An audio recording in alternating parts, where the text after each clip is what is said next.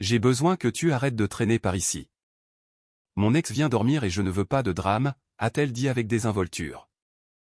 J'ai répondu d'accord et je suis parti définitivement. Elle m'a appelé après que lui soit passé à autre chose, comme si de rien n'était. J'ai répondu que moi non plus et j'ai raccroché. Moi, un homme de 28 ans, j'étais en couple avec Sarah, 26 ans, depuis 2 ans quand elle m'a regardé dans les yeux et m'a dit qu'elle avait besoin que j'arrête de passer par là pendant un moment. Son ex venait dormir.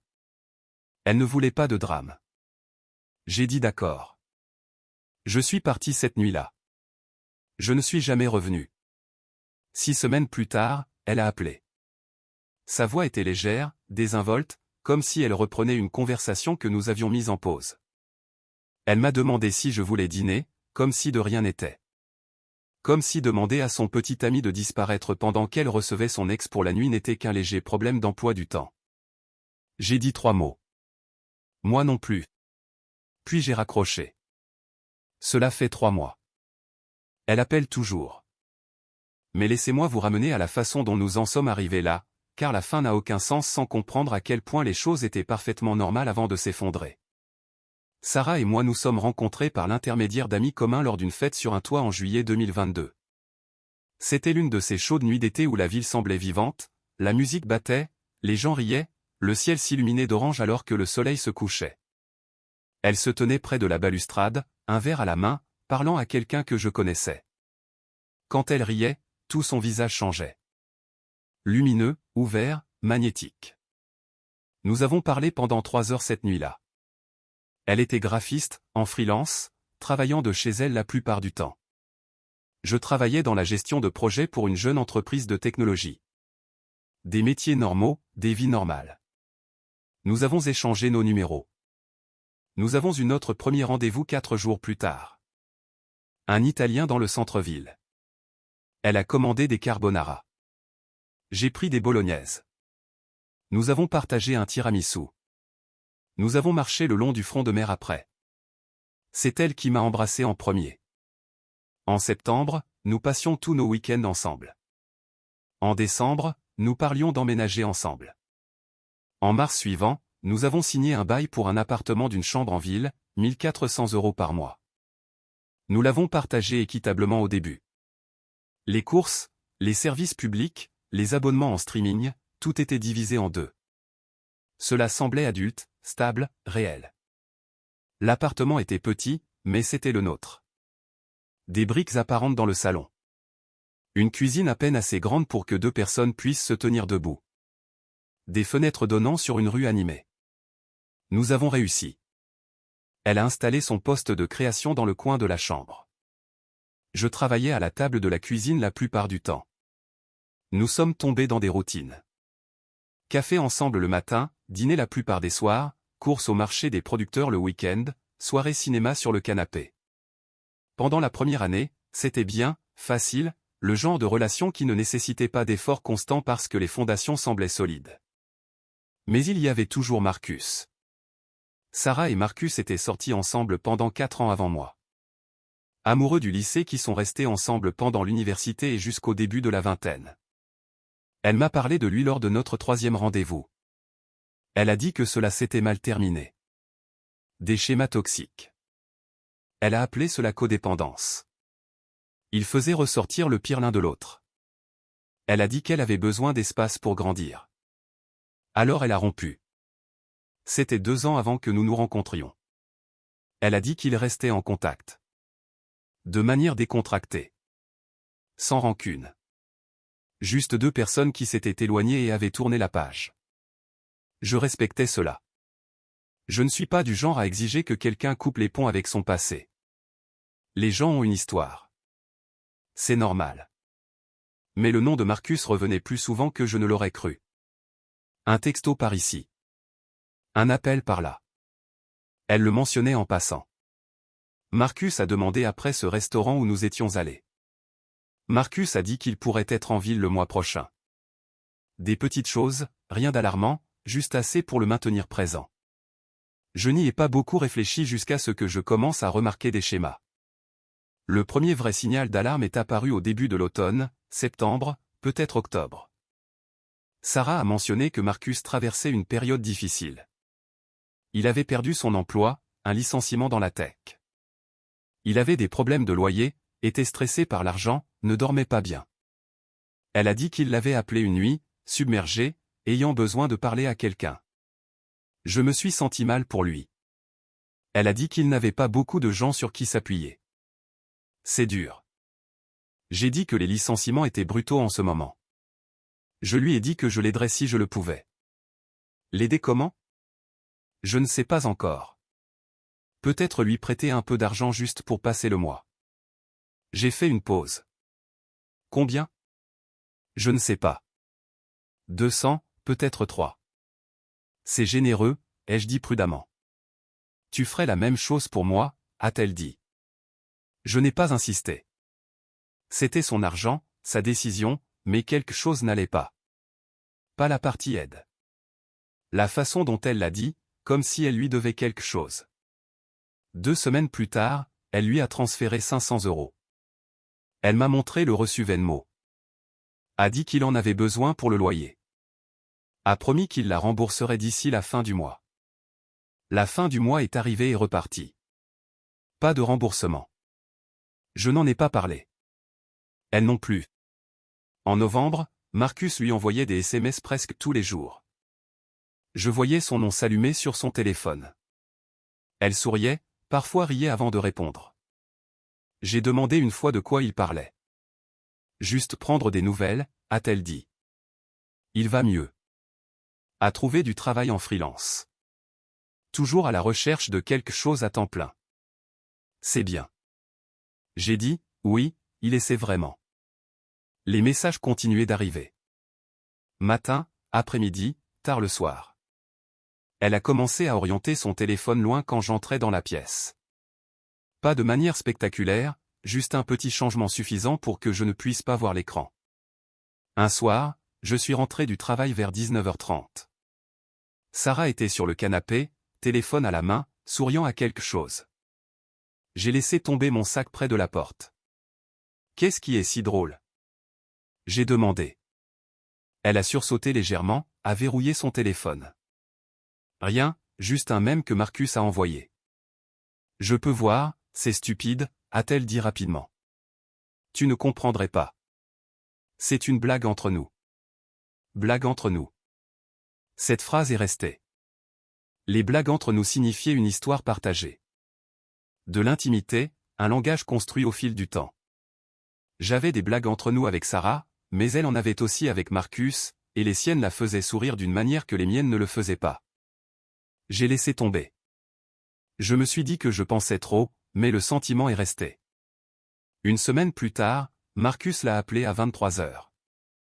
Nous étions au lit, à moitié endormis. Son téléphone a vibré sur la table de nuit. Elle l'a attrapé, a vu le nom, s'est assise. Je devrais prendre ça, a-t-elle dit. Là, il doit avoir du mal. Je serai rapide. Elle est allée dans le salon, a fermé la porte.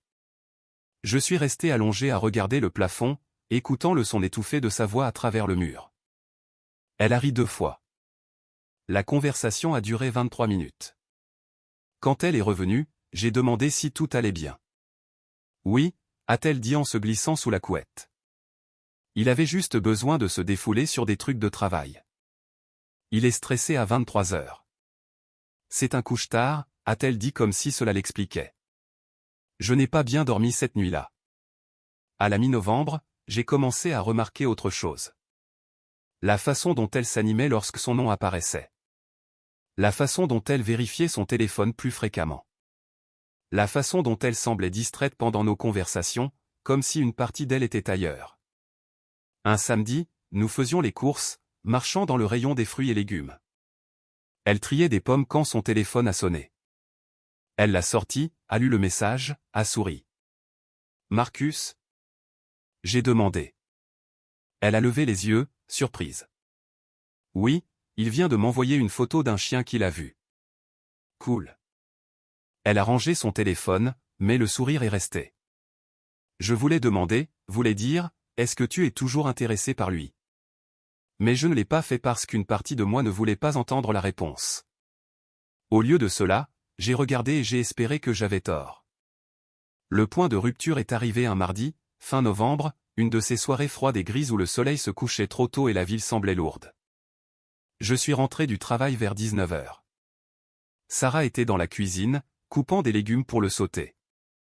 Elle avait l'air détendue, les cheveux attachés, un pull trop grand, les pieds nus sur le carrelage froid. « Salut », ai-je dit, laissant tomber mon sac près de la porte. « Comment s'est passée ta journée ?»« Bien », a-t-elle dit sans lever les yeux. « Écoute, j'ai besoin de te parler de quelque chose. » Je me suis versé de l'eau, appuyé contre le comptoir. « Qu'est-ce qu'il y a ?»« Marcus vient en ville ce week-end », a-t-elle dit, raclant des oignons hachés dans un bol. « Il a besoin d'un endroit où dormir pour quelques jours. » Je lui ai dit qu'il pouvait rester ici. J'ai posé le verre. « Ici, dans notre appartement. »« Oui, juste pour le week-end, peut-être un peu plus longtemps. Il est entre deux logements en ce moment. »« Où va-t-il dormir ?»« Le canapé », a-t-elle dit. Puis elle a fait une pause, le couteau suspendu au-dessus de la planche à découper. « Ou peut-être que je lui laisserai le lit. Je peux dormir sur le canapé. Je ne veux pas qu'il se sente mal à l'aise. » Je l'ai regardé.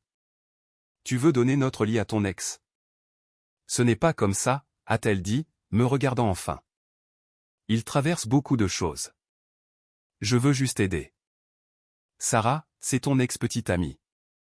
Tu lui demandes de rester dans notre maison, dans notre lit. Je savais que tu allais rendre ça bizarre, a-t-elle dit, sa voix se raidissant. C'est exactement pour ça que je ne voulais pas te le dire. Rendre ça bizarre, ai-je répété lentement. Tu penses que c'est une chose normale à demander ? C'est mon ami. Tu es en train d'être contrôlant. Je ne suis pas en train d'être contrôlant, ai-je dit, gardant ma voix égale. Je te dis que je ne suis pas à l'aise avec le fait que ta petite amie et son ex restent dans notre appartement. C'est une limite, pas un contrôle. Elle a posé le couteau, a croisé les bras. Je lui ai déjà dit, oui, il vient vendredi. Alors je vais dormir ailleurs ce week-end. J'ai dit, non, a-t-elle dit. Son ton est devenu plus froid. C'est ça le truc. J'ai besoin que tu ne viennes plus du tout pendant un moment. Les mots sont tombés comme de l'eau glacée. Quoi ? Marcus gère beaucoup de stress en ce moment. Te voir ici, savoir que j'ai tourné la page, ça va lui rendre les choses plus difficiles. Je ne veux pas de drame, alors j'ai besoin que tu nous laisses juste un peu d'espace jusqu'à ce qu'il s'installe. Je suis resté là, silencieux, traitant le bourdonnement du réfrigérateur, le bruit lointain de la circulation en bas, mon propre cœur battant fort dans mes oreilles. Tu me demandes, ai-je dit lentement, de quitter notre appartement pour que ton ex-petite amie puisse rester ici seule avec toi, parce que me voir va le contrarier. Juste un petit moment, a-t-elle dit comme si c'était la chose la plus raisonnable au monde. Une semaine, peut-être deux. Je te texte quand les choses se calmeront. J'ai hoché la tête une fois, deux fois. D'accord. Ses épaules se sont baissées. Le soulagement a inondé son visage. Merci. Je savais que tu comprendrais. Je dois prendre quelques affaires, ai-je dit. Je suis allé dans la chambre, j'ai tiré un sac de sport du placard, j'ai fait mes valises méthodiquement. Vêtements, articles de toilette, ordinateur portable, chargeur, cordon de téléphone, ma montre de la table de nuit, le livre que j'étais en train de lire. J'ai traversé la pièce comme si je quittais un hôtel. Sarah est restée dans la cuisine. Elle n'a pas suivi. N'a pas demandé si j'allais bien. N'a pas demandé pourquoi je faisais tant de bagages pour ce qu'elle pensait être une pause temporaire. Quand je suis revenu, le sac sur l'épaule. Elle était en train de mettre le sauté dans des assiettes. 2 assiettes. Elle a levé les yeux, a souri. Je t'appellerai dans quelques jours. D'accord. Elle a dit joyeusement. Une fois qu'il sera installé, nous pourrons voir quand tu pourras revenir. Bien sûr, ai-je dit. Je suis sorti par la porte, j'ai pris l'ascenseur 14 étages, je suis monté dans ma voiture, j'ai conduit à travers la ville jusqu'à la maison de mon frère. Il a ouvert la porte, a vu le sac, a vu mon visage. Qu'est-ce qui s'est passé ? Il a demandé. J'ai besoin d'un canapé pour quelques nuits, ai-je dit. Il s'est écarté, m'a laissé entrer,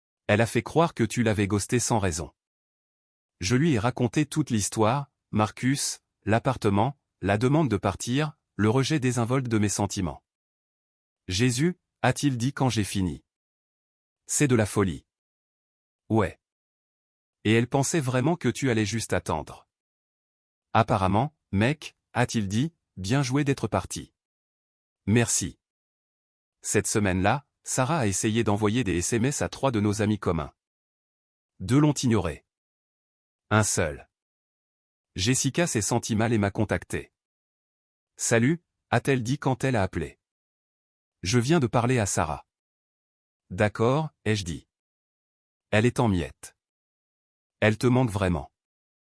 Ce n'est pas mon problème. Je sais qu'elle a fait des erreurs, mais penses-tu que tu pourrais au moins lui parler? Lui donner une forme de clôture. Je lui ai donné une clôture.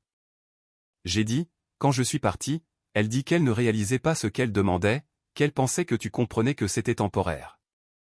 Elle m'a demandé de disparaître pour que son ex puisse rester dans notre maison.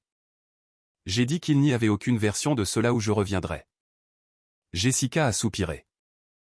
Je comprends. Je me sens juste mal. Sens-toi mal pour toi si tu veux. Ai-je dit, mais pas pour elle. Elle a fait son choix. Mise à jour 3. Début janvier, mon téléphone a sonné. Numéro inconnu. J'ai failli refuser, mais quelque chose m'a fait répondre. Allô. Salut. Sa voix. Calme. Hésitante. Je n'ai rien dit. C'est moi, a-t-elle dit. Sarah, j'ai emprunté le téléphone d'un ami. Tu m'as bloqué. Je sais, ai-je dit. Silence. Alors pourquoi? Qu'est-ce que j'ai fait? J'ai failli rire. Tu es sérieuse là? Oui, je suis sérieux. Tu as juste disparu. Je pensais qu'on faisait une pause. Tu as dit d'accord. Tu as dit que tu avais compris. J'ai parfaitement compris. Alors pourquoi es-tu parti? Pourquoi m'as-tu bloqué? Tu me l'as demandé. Ai-je dit simplement. Je t'ai demandé de me laisser de l'espace pour quelques jours, pas de disparaître pour toujours. Tu m'as demandé de quitter notre maison pour que ton ex-petit ami puisse y rester seul avec toi parce que me voir allait le contrarier. Tu as donné la priorité à ses sentiments par rapport à notre relation. Silence. C'était différent. Elle a dit finalement qu'il avait besoin d'aide. Il était dans une mauvaise passe et j'avais besoin de respect. J'ai dit que tu ne l'avais pas donné. Alors tu es juste parti sans même me parler, sans me donner une chance d'expliquer. Il n'y avait rien à expliquer. Tu as fait ton choix. J'ai fait le mien. Mais je pensais que tu reviendrais. A-t-elle dit, sa voix se brisant. Je pensais que tu comprenais que c'était juste temporaire. C'est temporaire, ai-je dit. Ça n'a pas de sens. Ça en a pour moi. Elle a pris une respiration tremblante. Marcus est parti après 5 jours. Nous nous sommes disputés. Il a dit que j'étais en train d'être contrôlante. Il a emménagé avec une autre fille, quelqu'un avec qui il sortait en cachette. Tant mieux pour lui, ai-je dit. J'ai essayé de t'appeler. Tu m'as bloqué. Je suis allé chez ton frère. Il ne m'a pas laissé entrer. Je ne comprends pas pourquoi tu me punis comme ça. Je ne te punis pas. Ai-je dit, je suis juste fini. Nous pouvons réparer ça. A-t-elle dit désespérément. Nous étions bien ensemble. Nous avions 2 ans. Tu ne peux pas jeter ça. Je ne l'ai pas jeté. Ai-je dit, tu l'as fait au moment où tu m'as dit de partir pour qu'il puisse rester. Les gens font des erreurs. J'ai fait une erreur. Mais tu ne me donnes même pas une chance de me rattraper. Certaines erreurs n'ont pas de seconde chance. Ai-je dit que c'était l'une d'elles? Alors c'est ça. Sa voix s'est élevée. 2 ans et tu t'en allais juste. J'étais déjà parti. Ai-je dit il y a 6 semaines. Tu ne l'as juste pas remarqué. J'ai raccroché. Elle a rappelé immédiatement. J'ai refusé. Elle a rappelé. Refusé. Elle a envoyé un SMS depuis ce même numéro. Long paragraphe. Des excuses mélangées à des reproches. Je sais que je t'ai fait du mal, mais tu m'as aussi fait du mal en partant sans explication. J'ai bloqué le numéro. Au cours des 2 semaines suivantes, elle a tout essayé. Elle s'est présentée 2 fois de plus à l'appartement de mon frère. Il lui a dit que je n'étais pas là. Lui a dit d'arrêter de venir. Elle a envoyé un message à Jordan, Jessica, 2 autres amis. La plupart lui ont dit de laisser tomber. Quelques-uns m'ont transféré les messages. C'étaient toutes des variations de la même chose. S'il vous plaît, dites-lui de me parler. J'ai besoin de clôture. J'ai droit à une conversation. Elle a créé un faux compte Instagram. Nom d'utilisateur générique, pas de photo de profil, m'a envoyé un message. Je sais que c'est toi qui m'évites. Donne-moi juste 5 minutes. Je l'ai bloqué. Elle m'a envoyé un email. Objet, s'il te plaît, lis ceci. Je l'ai vu dans ma boîte de réception, j'ai survolé, j'ai pensé à l'ouvrir, puis je l'ai supprimé sans lire. Fin janvier, l'effort a ralenti, puis s'est arrêté. Sarah avait finalement accepté que je ne reviendrais pas. J'ai emménagé dans mon propre appartement en février. Studio, centre-ville, à 10 minutes à pied du travail, petite cuisine, lit escamotable, grande fenêtre, 700 € par mois. Je pouvais me le permettre facilement sans partager les frais. Je l'ai meublé lentement. Canapé de IKEA, bureau d'une friperie, plante sur le rebord de la fenêtre, affiches encadrées. Je l'ai rendu mien. Aucun compromis, aucune décision partagée, juste mon espace. J'ai commencé à courir le matin, 8 km, 6 jours par semaine. J'ai perdu 7 kilos. Je me sentais plus fort, plus clair. J'ai lu davantage. J'ai cuisiné de meilleurs repas. J'ai renoué avec des amis que j'avais négligés. Je suis allé à des concerts. J'ai fait un voyage de fin de semaine à la montagne. J'ai fait de la randonnée jusqu'à ce que mes jambes brûlent. Je me sentais plus moi-même que je ne l'avais été depuis des mois. En mars, j'ai rencontré Léa. Café près de mon appartement. Elle lisait un livre que j'adorais. Nous avons commencé à parler, avons échangé nos numéros, sommes allés à un rendez-vous 3 jours plus tard, dîner dans un restaurant thaïlandais. Nous avons parlé pendant 3 heures. Elle était infirmière, travaillait en pédiatrie, aimait la randonnée, avait un chien nommé Charlie. Pas d'ex-maîtresse. Pas de bagages émotionnels alourdissant chaque conversation. Nous avons eu un 2e rendez-vous, puis un 3e. En avril, nous nous voyons 2 fois par semaine. Elle a rencontré mon frère. J'ai rencontré ses amis. Tout semblait facile, naturel. Pas de jeu, pas de devinette, juste 2 personnes qui s'appréciaient. Un soir, nous dînions chez moi. J'ai fait des pâtes. Elle a apporté du vin. Nous avons mangé sur le canapé, les assiettes équilibrées sur nos genoux, un documentaire jouant en arrière-plan. Puis-je te demander quelque chose ? A-t-elle dit. Bien sûr. Tu as dit que ta dernière relation s'était terminée brusquement. Qu'est-ce qui s'est passé ? J'y ai réfléchi. J'ai décidé qu'elle méritait l'honnêteté. Elle m'a demandé de quitter notre appartement pour que son ex puisse y rester. J'ai dit d'accord et je suis parti définitivement. Léa m'a regardé fixement. Elle quoi ? Elle voulait de l'espace pour que son ex puisse rester chez nous sans moi parce que me voir allait la contrarier. Et tu es juste parti. Je l'ai fait. Ça a dû faire mal. Ça a fait mal, ai-je dit. Mais ça a aussi rendu les choses très claires. Quand quelqu'un vous demande de disparaître pour qu'il puisse faire passer quelqu'un d'autre avant vous, il n'y a pas de retour en arrière possible. A-t-elle essayé de réparer les choses ? Elle a essayé. Après que lui soit parti, mais à ce moment-là, j'étais déjà parti. Léa s'est penchée et m'a pris la main. Je suis content que tu sois parti. Moi aussi, ai-je dit. Clôture finale, la dernière rencontre. Il y a 3 mois, j'ai croisé Sarah. Rayon fruits et légumes de Whole Foods. Je choisissais des avocats quand j'ai entendu sa voix derrière moi. Et je me suis retourné. Elle se tenait là. Même visage, énergie différente, yeux fatigués, sourire incertain. Salut, ai-je dit. Comment vas-tu ? Bien. J'ai entendu dire que tu voyais quelqu'un. C'est le cas. Elle a hoché la tête lentement, a regardé son panier. Je suis content pour toi. Merci. Longue pause. Les bruits du magasin ont rempli l'espace. Chariots qui roulent, gens qui parlent, produits aspergés d'eau. Tu penses parfois à nous? A-t-elle demandé doucement. Non, ai-je dit. Elle a tressailli. Pas du tout. Pas du tout. Je pense à toi. Elle a dit tout le temps. J'aimerais pouvoir revenir en arrière. Ce que j'ai fait, ce que j'ai dit, la façon dont je t'ai traité. Tu ne peux pas revenir en arrière. Ai-je dit, je sais. Sa voix s'est brisée. Je veux juste que tu saches que je suis désolé. J'étais stupide, égoïste.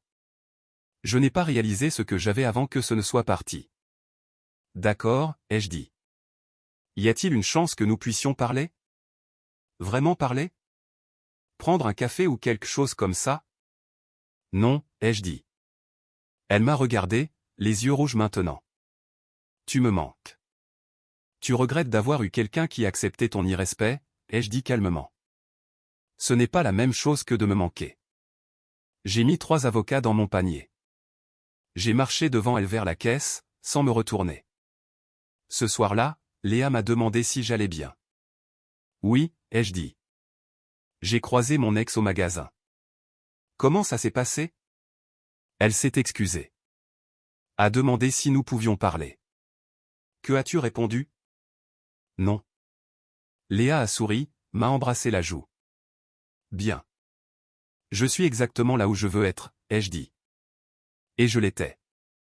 Certaines personnes pensent que l'amour signifie accepter n'importe quoi, tout pardonner, attendre indéfiniment. Mais le véritable amour ne vous humilie pas. Il ne vous demande pas de disparaître pour que quelqu'un d'autre puisse prendre votre place. Il ne vous traite pas comme une option de secours. Sarah a fait son choix cette nuit de novembre. Elle a choisi son ex. Elle a supposé que j'attendrais, que je comprendrais, que je reviendrais quand elle serait prête. J'ai choisi différemment. J'ai choisi ma dignité, ma paix, moi-même. Elle appelle encore parfois. Laisse des messages vocaux. Je n'écoute pas les SMS de nouveaux numéros. Je bloque immédiatement. Se présente là où elle pense que je pourrais être. Je pars quand je la vois. Elle pensait, d'accord signifiait j'attendrai. Ça signifiait j'ai fini. Et c'est ce que j'étais. Les bagues étaient peut-être les siennes à donner, mais mes cadeaux, mon temps, mon respect, cela était mien à reprendre. Et je l'ai fait.